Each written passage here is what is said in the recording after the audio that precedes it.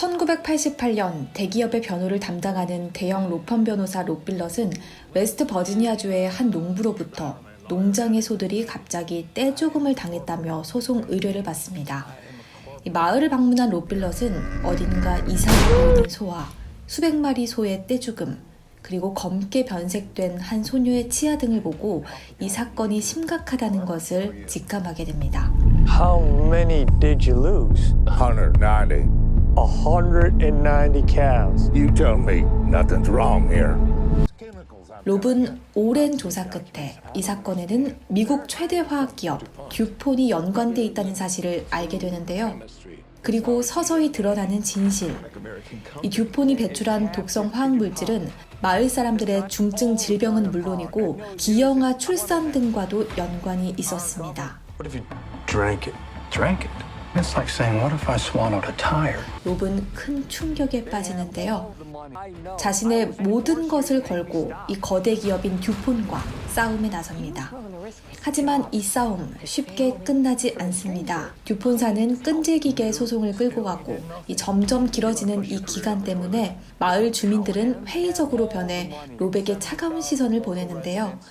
홀로 수많은 위협을 감당해야 하는 롭과 점점 지쳐가는 그의 주변 사람들. 과연 거대 기업 듀폰을 상대로 한 롭의 끈질기고 외로운 싸움은 어떻게 될까요? We protect us. We do.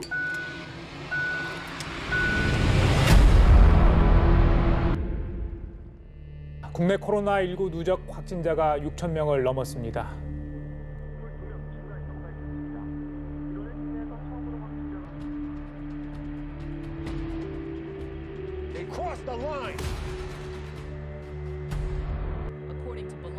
테프론은 1938년 미국 듀폰사에서 개발한 합성수지의 일종으로 프라이팬을 비롯한 생활용품은 물론이고 자동차, 반도체 등 다양한 산업 분야에 사용되고 있습니다. 그런데 이 테프론의 주성분인 화학물질인 PFOA에 독성물질이 있으며 심각한 환경오염을 일으키는 건 물론이고 각종 암과 기형아 출산까지 유발할 수 있다는 사실이 알려지면서 논란이 됐는데요.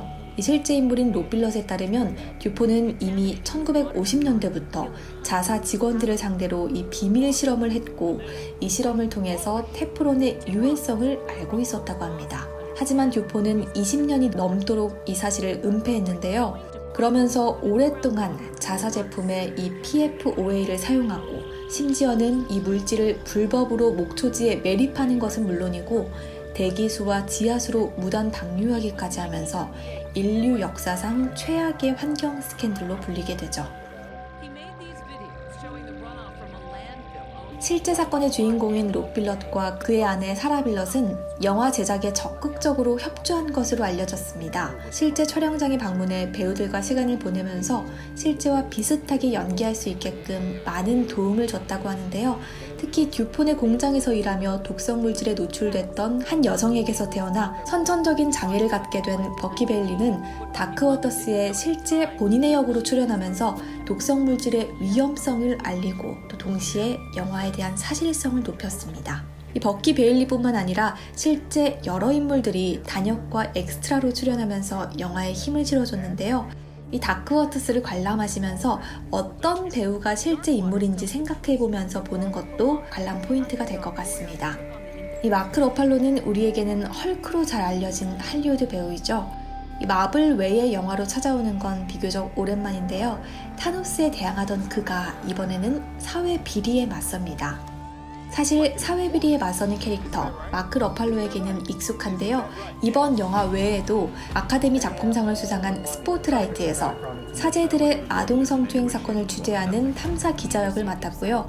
또 조디악에서는 희대의 연쇄살인마를 쫓는 강력계 형사를 연기했습니다. 이 마크 러팔로가 사회 비리에 맞서는 캐릭터를 연기하게 된 건 우연이 아닙니다. 그는 실제 열성적인 환경운동가로 유명한 배우인데요. 또 워터 디펜스라는 비영리 단체를 설립해서 깨끗한 물을 위해 활동하고 있고 정부의 에너지와 기후변화 정책들을 다루는 다큐멘터리 디어 프레지던트 오바마의 제작 및 내레이션을 맡기로 했습니다. 특히 이번 다크워터스는 마크 러팔로가 듀폰의 독성 폐기물질 유출 사건을 다룬 뉴욕타임즈의 탐사 보도 기사를 접하고 자신의 신념을 담아낼 수 있을 거라고 확신하며 영화로 만들 결심을 했다고 하는데요. 프로듀서로 영화 제작 단계부터 참여했는가 하면 토드 헤인즈 감독에게 각본을 보내서 함께 작업하자고 제안하기도 했습니다.